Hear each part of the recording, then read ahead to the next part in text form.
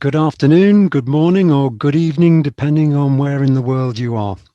I'm Charlie Alton, and a very warm welcome to the latest of the International Sleep Charities Global Webinar Series. We've been very blessed, and I've been very humbled about how brilliant people are generous with their time and knowledge. And today is no exception. Today with us, we've got probably one of the most stellar CVs in sleep medicine, David White. He's the professor of sleep medicine at both Harvard University and Brigham Hospital. Not only has he covered academia, he's been editor-in-chief of Sleep, probably the leading publication of its type. And he's also been involved in the world of business as chief medical officer of Respironics. And just recently, he's become the chief advisor to Apnimed. So long established in the field, top of his game. And really, I haven't got anything more to say, but please enjoy the talk. He's going to present for 20 minutes to half an hour. There's a question and answer session at the end. Please send your questions in advance using the chat function at the bottom. But without any further ado, I'm going to hand over to the main event. Thank you very much indeed, David White. Over to you, sir. Okay, now I'll do it. Thank you, Charlie. Let me get my slides up here.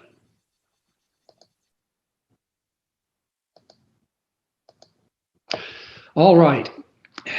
Thank you all for joining. What I'm going to talk to you about is obstructive sleep apnea, and I'm really going to try to cover the waterfront. I mean, what is it? What causes it? What consequences does it produce? And then finally, how do we diagnose and treat it? So let's start at the beginning with what is sleep apnea. This is just a simple diagram demonstrating a normal person and somebody with sleep apnea. And obviously when we breathe, the air has to pass through the nose or the mouth, behind the back of the tongue and the uvula, the thing that hangs into your throat and down into the trachea. And obviously when we're awake, this is a very easy thing, and it's not something we ever think about. When you go to sleep, everybody relaxes the muscles in that particular area a little bit, and everybody's airway gets a little bit smaller, but that creates no problem whatsoever for the vast majority of people. However, if your airway gets a little bit smaller still, you'll start snoring, and snoring is just a sound made by vibrating tissue as air passes through a small tube.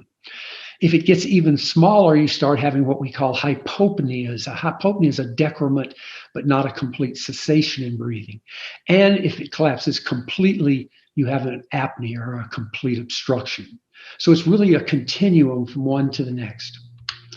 And this would be a 1 minute epoch of a person with sleep apnea. I don't want you to ignore the upper 5 or 6 tracings. This is just staging sleep for the moment, and this happens to be rapid eye movement sleep. Here we have 2 channels looking at flow, and you can see here we have a pause in breathing, in this case about 20 seconds long, followed by a resumption of breathing. And this is what characterizes an apnea, a complete cessation of breathing.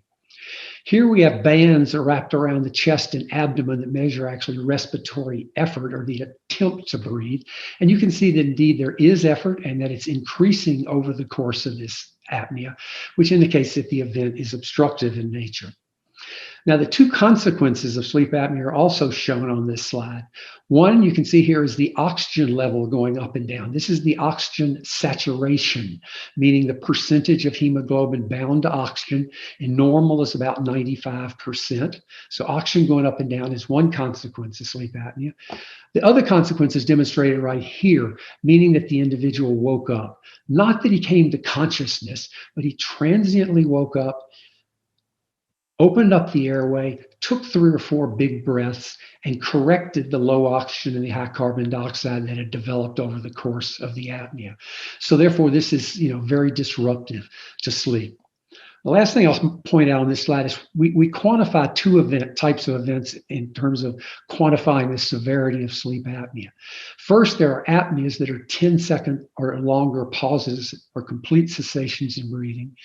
And the other, as I mentioned, are hypopneas, decrements, but not complete cessations in breathing. And what we do, we add these up and determine how many there are per hour of sleep, and we call that the apnea-hypopnea index.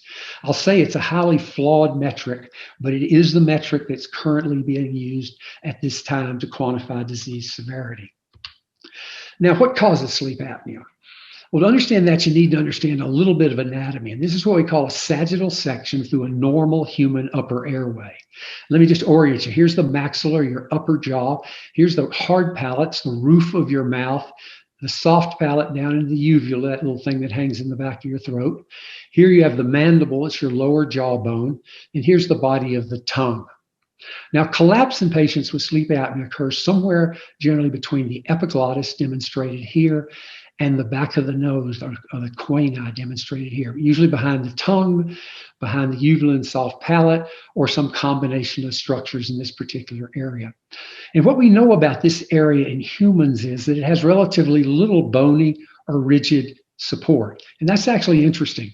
And much of it relates to, probably, we believe, to this little bone here called the hyoid. It's right at the base of your neck here. This bone, in virtually all mammals, is connected with cartilage to the base of the skull, thus providing a rigid structure protecting the upper airway. We believe that when humans evolved speech, we needed so much motility of the larynx to produce the range of sounds we do, that this bone became free-floating. And when it became free-floating, it meant that the upper airway was largely dependent on muscles to keep it open, and anything dependent on muscles is potentially vulnerable. Now, with that being said, what's the problem with the apnea patient? Why do some people have this and other people do not? Well, the most fundamental problem that apnea patients probably have is anatomic, meaning that they have an anatomically small airway. Now, this is an MRI, sagittal MRI, through a normal individual, and this is a patient with sleep apnea.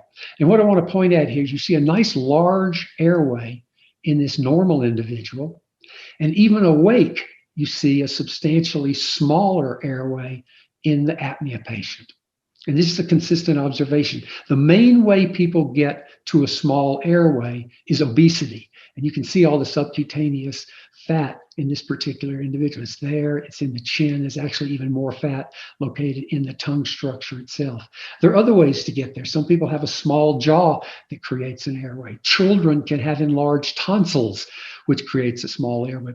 But having a small airway is very predisposing to the development of apnea. However, it's not the only trait that causes it. Most all these people do have an anatomical abnormality, but it also involves these pharyngeal dilator muscles. These muscles are obviously able to keep the airway open when people are awake. Apnea patients do not have trouble breathing when they're awake.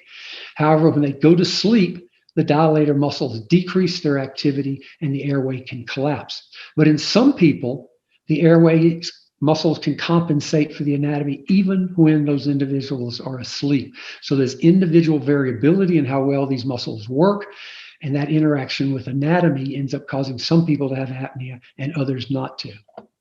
The third trait that ends up being important is what we call the arousal threshold. It means how much respiratory stimulation does it take to wake you up?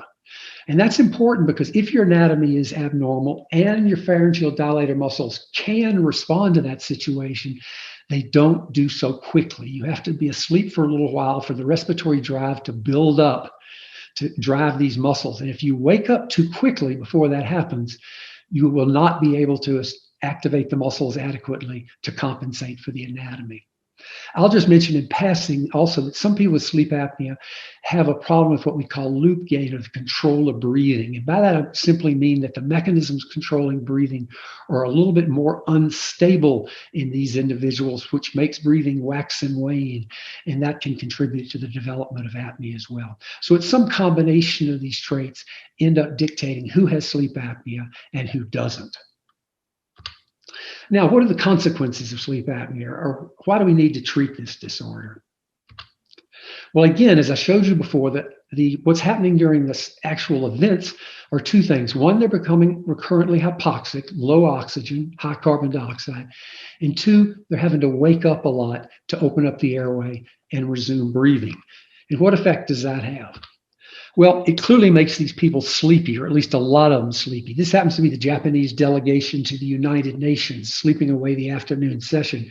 And this was actually the premier of Japan at the time. And I'm not saying that these guys necessarily have sleep apnea. Japan is a pretty sleep deprived country, and that may be more the problem than sleep apnea. But sleep apnea does cause sleepiness. And I'll see other pictures like this one where I'm quite certain the person has sleep apnea. This is an example.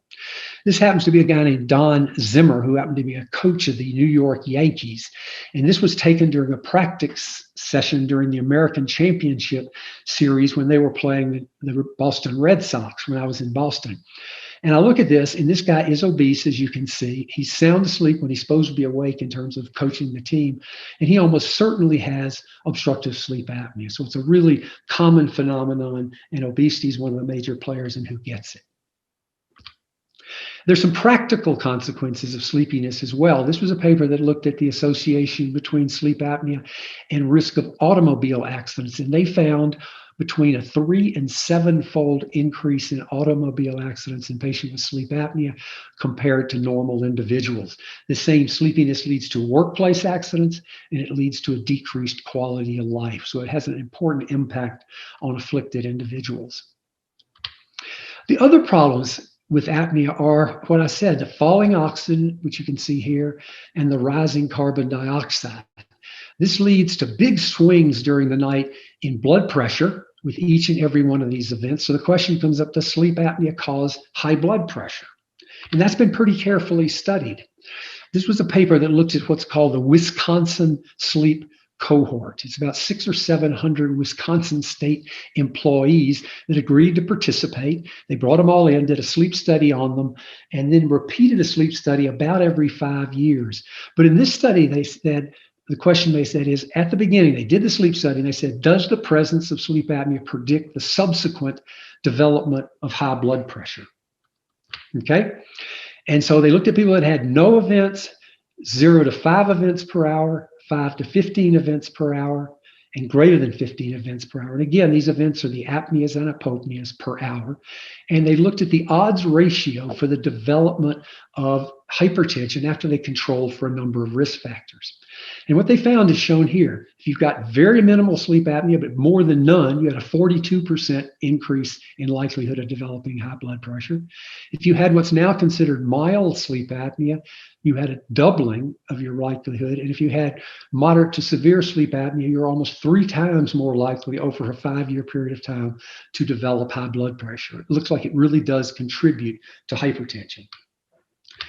However, the harder question is, does sleep apnea really lead to what we think of as hard endpoint adverse cardiovascular outcomes, heart attacks, strokes, the development of heart failure?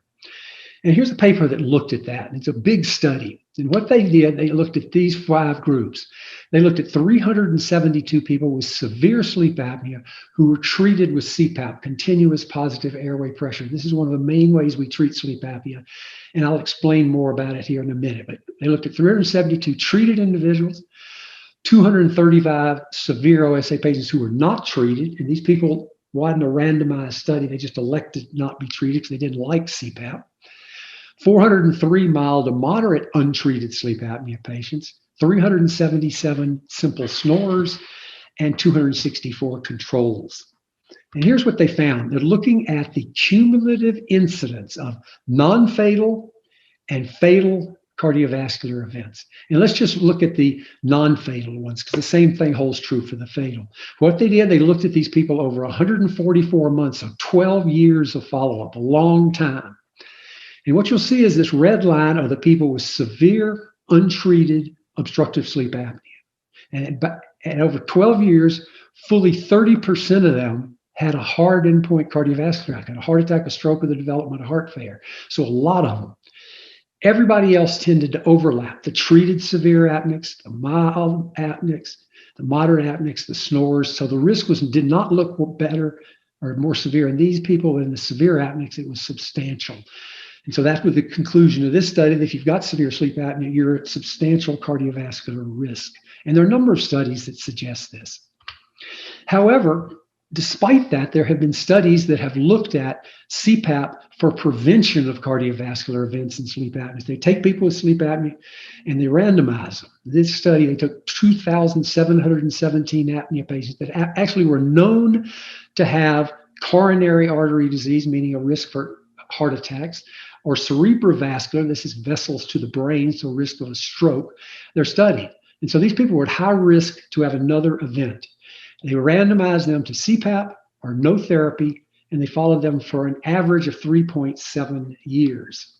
And I want you to look at the big figure here. Here's what they basically found. The cumulative incidence, again, of heart attacks and strokes, and they followed up for an average of 3.7, but some of them for quite a bit longer than that. And you can see that there was no difference in the incidence of these bad outcomes, suggesting that the treatment of sleep apnea did not change that outcome. You may ask why. If sleep apnea leads to these outcomes, how come an intervention didn't change that? And the answer is we don't really know. There's several possible explanations. One is that they didn't use their CPAP enough. The average CPAP usage in this study was only 3.3 hours per night. So people are using it around half to a little less than half of the time they're asleep. Another concern is that you cannot include really sleepy patients in these studies because of the fear that they'll have an automobile accident and hurt somebody if they're randomized to the non-treatment arm. And there's some evidence suggests that sleepiness is a marker of cardiovascular risk as it relates to sleep apnea. So there are a lot of possible reasons these studies might be negative, but it's not fully explained at this time. So what I conclude regarding the consequences of sleep apnea, you clearly have sleep disruption, which makes waking hypersomnolence or sleepiness, decreased quality of life, and increased automobile accidents. That seems to be clear. And the recurrent hypoxia or low oxygen, hypercapnia or high carbon dioxide, and arousal from sleep contributes to the development of hypertension or high blood pressure, and possibly an increased incidence of heart failure, stroke, heart attacks, and death. And again, whether treating sleep apnea improves this is somewhat debated at this time. Okay, how do you diagnose sleep apnea? Well, I think the first question you need to ask is who should be considered for further diagnostic testing? I mean, what indications are that somebody may have sleep apnea? And snoring is certainly one indication, meaning because if snoring is a present and habitual, apnea may well be present. If the snoring is really intense or loud, meaning like the neighbors are complaining about the snoring, it further supports the diagnosis of sleep apnea. And if you genuinely have good information that it's absent, it's strongly against sleep apnea. I will say that not everybody who snores has sleep apnea, but the vast majority of people who have sleep apnea snore. The second trait is witness apnea, choking or gasping. If this is reported by the bed partner, it strongly supports a diagnosis of sleep apnea. Interestingly, waking hypersomnolence or sleepiness is generally a poor predictor. We include it because it has some help, but it is not a great predictor in terms of who gets sleep apnea. That's likely a product of the fact that people have very different susceptibilities to the development of sleepiness. Some people with very mild sleep apnea get very sleepy. Some people with very severe sleep apnea don't get sleepy. Exactly why that is unclear, but sleepiness is not terribly good metric for predicting sleep apnea. What turns out to be a very strong predictor, again, is obesity. And the body mass index is a predictor when measured. Interestingly, neck size, which is a measure of obesity in the area of interest around your airway, is a better predictor. And men of neck size greater than 16 and a half to 17 inches supports a diagnosis of sleep apnea. There's not as much data on women. Women never know what their neck size is because they don't have to buy shirts like men do that are based on neck size, but they believe it's probably about 1 inch less. Okay, how do you diagnose sleep apnea?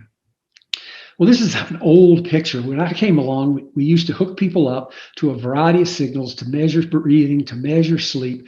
You would record it on paper and you generate a phone book every single night for each individual. Nowadays, obviously, this is all done digitally in the sleep lab, and this is an effective way to make a diagnosis. Come in, spend the night in the laboratory, and get hooked up. However, at least in the United States, and I think most of Europe as well, they're moving to home diagnostics where you get less information. Most of these systems don't actually stage sleep. They mainly measure breathing and oxygenation and things like that. But it turns out these home diagnostic devices work really quite well. And these are the main way we make the diagnosis in this day and age for this disorder. So home sleep test is generally satisfactory. I will also say that some of the new wearables are going to start giving people some pretty good indications as to whether they have sleep apnea. These devices, and I just picked two of them, the Oura Ring and the Fitbit, are pretty good at measuring sleep wake based on actigraphy, or with an accelerometer measuring motion. They're getting to where they can measure oximetry, oxygen saturation, that measure I told you about. That's harder, I think, to do on the wrist, particularly to measure it continuously, than it is on the finger, because this one has to just reflect on and back, and this one can shoot a beam completely through the soft tissue of the finger and measure it. But these things are going to be able to start giving people pretty strong hints as to whether they have sleep apnea in the near future. So I think we may identify a lot more patients from these wearables. Okay, what are the treatment options for sleep apnea in this day and age? Well, first of all, I'd like to start with this. I mentioned rot gut, this being alcohol. We now know that alcohol selectively turns off the upper airway muscles. It does it very effectively. And many of us, I think, have friends that we know that when they drink, they snore a lot more. And if you snore to start with and you drink, you'll probably, you may well develop sleep apnea. Again, because this affects those upper airway muscles that are so important in keeping the airway open. We also know everything about alcohol metabolism. So we generally suggest people do not drink near bedtime because they want to get the alcohol out of their system before they go to sleep. So sleep labs are one of the few places in the world where we suggest that our patients drink in the morning. Now, how do you treat it? The most common way we treat sleep apnea is with CPAP. This shows a full face mask. There are also nasal masks. But what this thing does, it applies airflow and pressure to the upper airway, which dilates the airway, splints it open, and keeps it open very effectively over the course of the night. And they've got these devices that will automatically determine the lowest pressure necessary to keep your airway open. They're constantly adjusting it over the course of the night. And these things are highly effective in treating sleep apnea. I show you this. This was the very first CPAP machine that ever came out, called Sleep Easy 1 by Respironics in 1985. And this thing's slightly smaller than a Volkswagen, and it had really one mask. But it was somewhat cumbersome, but it was highly effective. We have come a long way with CPAP machines now. This would be a modern day one. They're much smaller. They're quieter. As I just said, they're auto-adjusting. They have a humidifier here. They can heat the tubes such that you don't get any rain out or condensation of water. There are numerous types of masks that can now be worn, and these things are highly effective in treating sleep apnea. That being said, CPAP remains a somewhat difficult therapy, and many people struggle to use it. So other forms of therapy have evolved. Probably the second most common way we treat sleep apnea is this. It's with a mandibular advancing device. It attaches to both sets of teeth, and it pulls the lower jaw forward. When you do that, that advances the whole tongue apparatus forward, opening the airway. Now, this is probably not quite as consistently effective as is CPAP, but it works for many people, and it's generally found to be more comfortable or more accepting by many people than is CPAP. And I'll just say these things have come a long ways now. They're currently can now 3D print these oral appliances. And if you ever go to your dentist these days, they don't take impressions very much anymore. They can stick a wand in your mouth, scan your teeth very easily and quickly, send off that scan, print you out with a 3D printer, one of these oral appliances.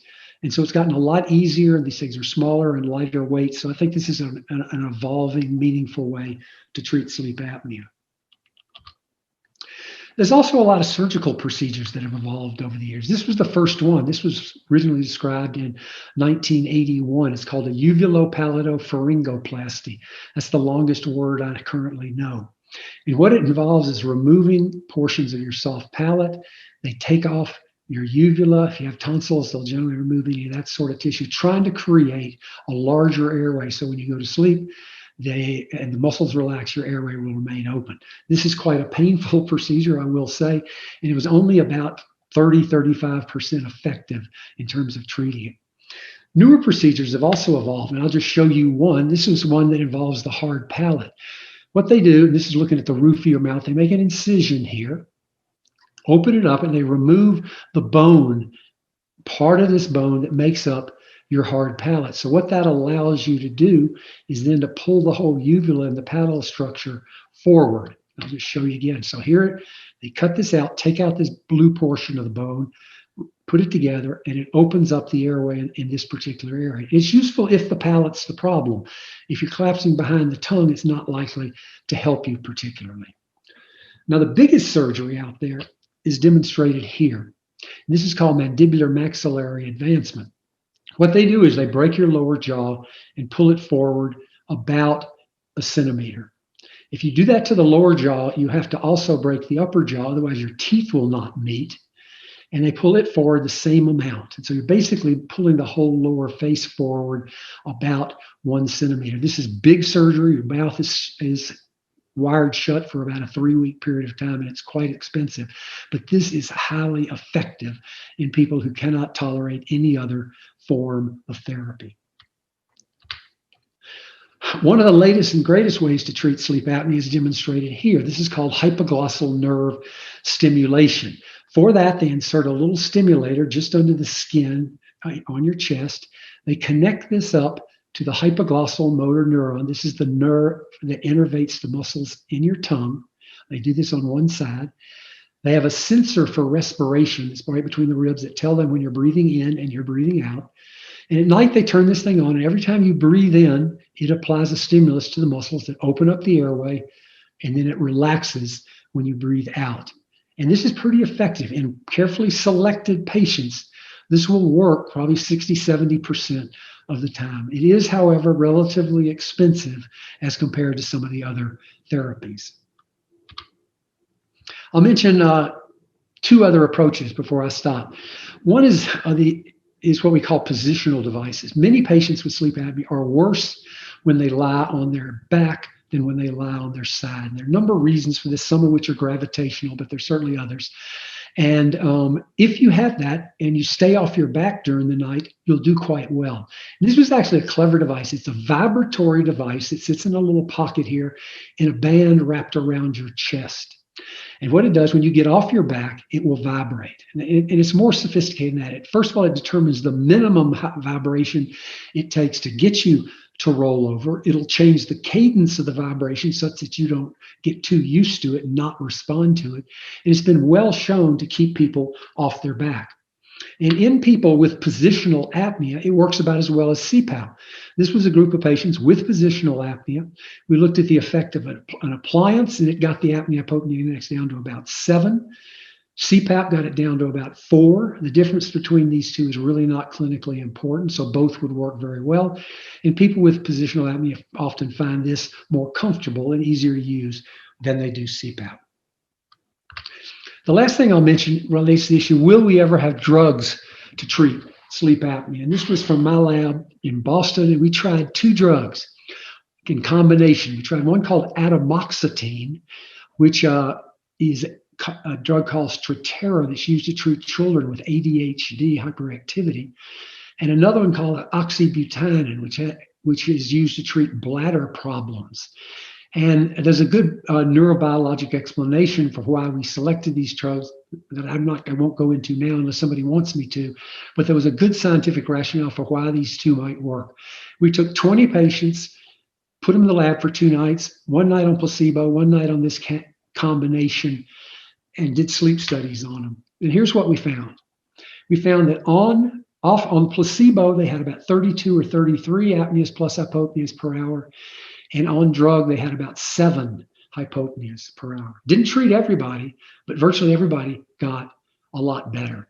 So this combination is being considered, it's being studied more extensively. This was a 1-night trial in a fairly small group of people. And time will tell how it plays out over time in terms of its evolution. But I think there's a reasonable chance that we will, in the not too distant future, have medication to treat sleep apnea. I will stop there, and I would be happy to answer any questions should there be any. Cool. Thank you so much, Professor White, for a very, very, very great talk. So we have a few questions, and I'll kick off with a more general one, if that's possible, from Charlie, actually, who noted that OSA is quite well funded. It's one of the, I think perhaps it's quite well funded in terms of all the sleep field. Would you mind sharing a bit of your insights about if that's true, and why would that be? You mean it's covered? I mean that insurance companies pay for CPAP? Is that the question? It seems to be very well funded, David. You know, why does OSA attract so much more funding than, say, something that's more prevalent like insomnia or narcolepsy, for instance? Oh, okay, get you. You mean research funding and whatnot? The sleep apnea has become, I think, sort of the engine of the sleep field, primarily based on the fact that people thought it contributed to cardiovascular outcomes. Okay. People think that this is an important cause of heart attacks and strokes, just like hypertension and smoking cigarettes and diabetes and things like that. Then they want to get ways to treat it. And I think that has been primarily the reason that sleep apnea has sort of captured the imagination of the funding agencies. Insomnia, which is more common than sleep apnea, although there's some very recent data suggesting it may have some implications from a cardiovascular point of view. That data is a lot newer and it's a lot softer. And so I think people so insomnia then becomes more a quality of life issue than an actually health risk. And so it hadn't attracted quite as much research or as much insurance funding for management. Thank you. Thank you. So in terms of, I think a natural question to follow up would be whether mattresses, in terms of different types of mattresses, can that help with sleep apnea? Because perhaps you could position the head in a certain way, no? Probably. Well, I'll tell you what we know is this. One is, I already said that if you keep people sleeping off their back, a lot of people get better. Okay. I will also say that if you sit people up pretty straight, I mean, not just a little bit, but a substantially amount, I mean, you raise the head of the bed up a good bit, that will help as well, which again may be gravitational. It may affect other things.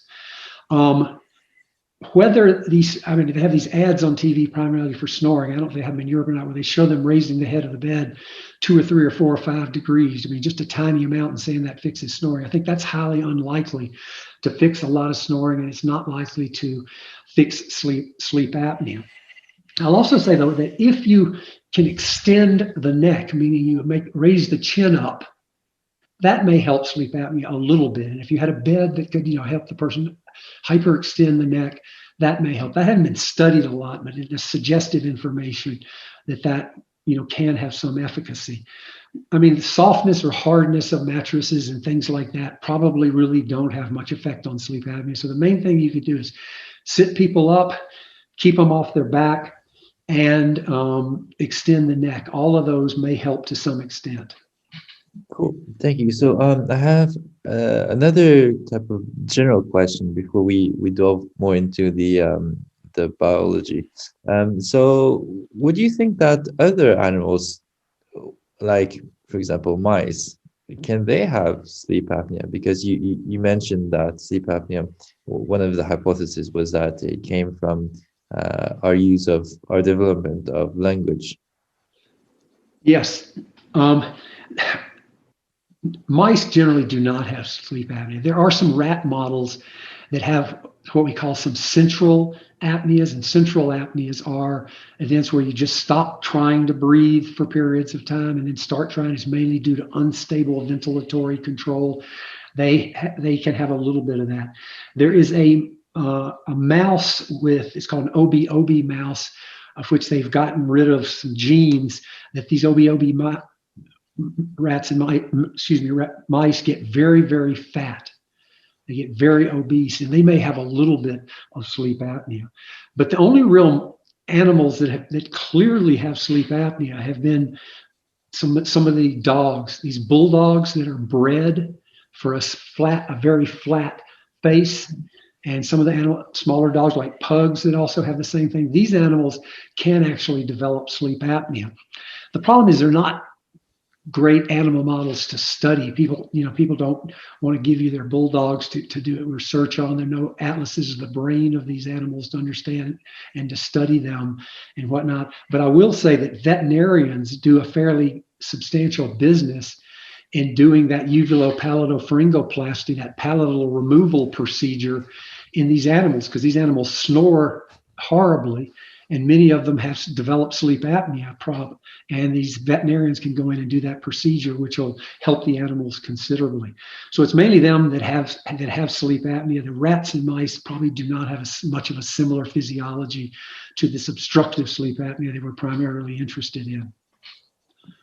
Cool. I think we can progress to the next general theme, which is basically people have been asking, how does OSA cause all of those adverse effects, like cerebrovascular diseases? And Andrea also mentioned about oxygen deprivation in neurons, and whether areas like the hippocampus are more likely to be damaged due to OSA. Yeah, the cause of the cardiovascular outcomes is, not completely clear, but there's a pretty good bit of data. It sort of ends up being two things that certainly happen. One is that you activate the sympathetic nervous system with these events, and they get these big surges in sympathetic activity. In sleep apnea patients, if you measure them even during the day, have sustained sympathetic nervous system activation as opposed to parasympathetic. And this makes your blood pressure go up, and it affects insulin resistance, and it does a lot of things to the body. Secondly, this oxygen going up and down activates all kinds of systems, and you have these things called oxygen radicals that are sort of very toxic to the body that are released, that end up affecting atherosclerosis. It also causes increases in inflammation. If you measure the C-reactive protein and things like that, are way up in patients with sleep apnea. So it causes inflammation, it causes oxygen radicals, it activates the sympathetic nervous system, and all of this probably contributes to atherosclerosis. And they're animals that they have studied. They mainly, in the animals that they study, what they do, they produce what's called intermittent hypoxia. They can just flush the cage with nitrogen that makes the oxygen go down. They flush it back with oxygen that makes the level go up. And they can do this in a cadence that resembles sleep apnea. So it doesn't get into the piece around sleep, but it certainly gets into what is the problems you get into with having oxygen levels going up and down. And they can show that these animals can develop atherosclerosis and whatnot. So that clearly occurs. The second question is probably harder, meaning can you look at the brains of these people and actively show that there's white matter, gray matter, problems in these people? And that's controversial. Some studies using basically MRIs and whatnot have found abnormalities, and others have not. And so it's somewhat questionable whether there's direct brain injury as a result of sleep apnea. If I had to say a consensus, I'd say probably there is more evidence for than against, but it's not crystal clear as to where that stands right now. Cool. And I think as a follow-up question, and you did touch a bit upon that already, whether there's an association between OSA and hormonal imbalance? A little bit. There are a few things you could play into that. Clearly, hypoxia can affect things like testosterone. Testosterone level will go down in people with intermittent hypoxia. And some sleep apnea patients, men, will get impotent with sleep apnea. And so it can affect that particular hormone. It can affect cortisol. You can have higher levels of stress hormones due to the sympathetic activation. and norepinephrine and epinephrine levels can go up in people with that. Stage N3 sleep is a lot of where growth hormone is released. And patients with sleep apnea have less N3 or stage 3-4 slow wave sleep, and so they can have lower growth hormone levels. So there are a number of hormones that can be affected by sleep apnea that can have some consequences for the people. I'm not sure those lead to the cardiovascular outcomes, but they can certainly be affected by it. Perfect. Cool. Thank you so much. I think now we can progress a bit to the treatment aspect, and then there's quite a few questions. And a more general one is whether it will be useful to look at, because given the strong relationship between OSA and obesity, then should we be treating basically obesity to treat for OSA? Yeah, there's a lot of data in that arena. And if you can get people to lose enough weight, sleep apnea almost universally gets better. Not always, because not everybody with sleep apnea is obese. Probably 2/3 of the people with sleep apnea have a weight issue. The problem is getting people to lose weight and to keep weight off for long periods of time is not easy.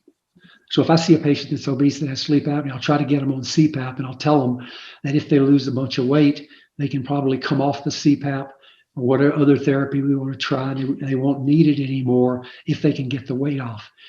But it's a hard thing to do. I mean, people just can't, the whole world is going in the opposite direction. We're getting heavier, we're not getting lighter.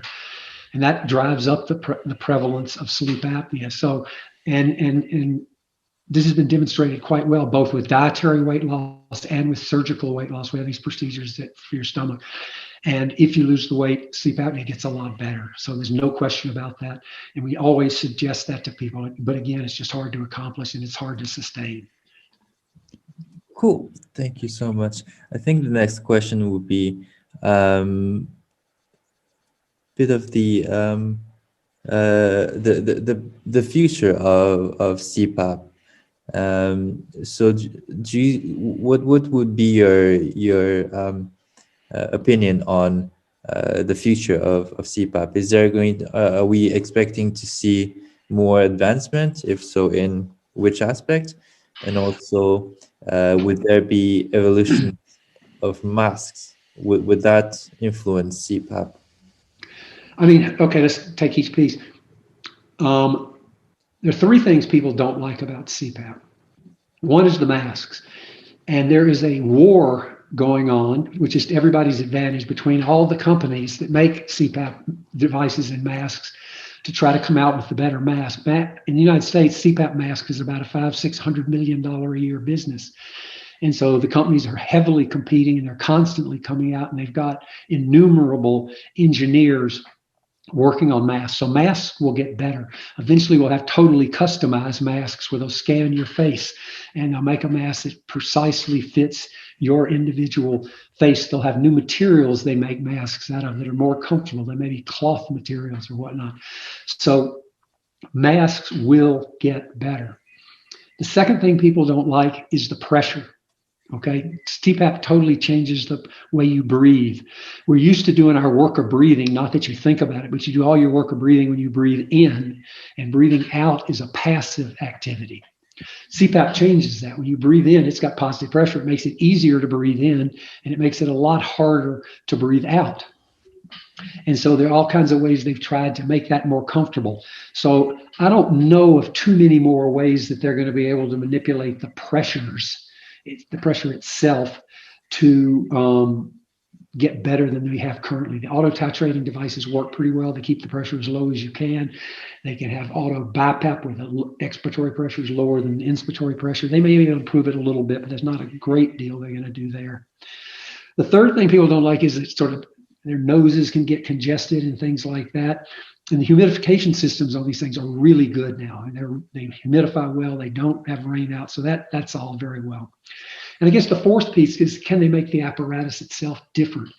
meaning you're not tethered to a hose that's connected to a box on the side of your bed. Whether you can get CPAP to the point where it could be just something that sat under your nose with no connections and could run is something that's people are working on and they're playing with, and whether they'll be able to accomplish that without headgear is arguable, because if you're applying 10 or 15 centimeters of water positive pressure to the airway, you've got to be pretty well adhesed to the nose or to over the mouth. And so whether you can get something small that can generate that much pressure and have it attach easily without headgear is arguable, but people are certainly working on that. So they're going in all these directions to try to make it better. I don't think they're going to make it as comfortable as glasses, as Colin Sullivan said, but we shall see. Cool. And then there's still a lot of questions remaining, but there's a common theme that keeps popping up, which is basically about the drug trials that you were talking about at the end. I think people are very interested in knowing more about the biology of it. If you can please expand on that, and whether there's any potential side effects as well. Okay. Now, the two drugs I mentioned to you are the atomoxetine and the oxybutynin. What we know about, I'll tell you the rationale for why they picked those two drugs. And it relates to the control of the upper airway muscles, okay? There are two ways there are probably more than two, but there are at least two ways that nerve cells that innervate muscles can lose activity, okay?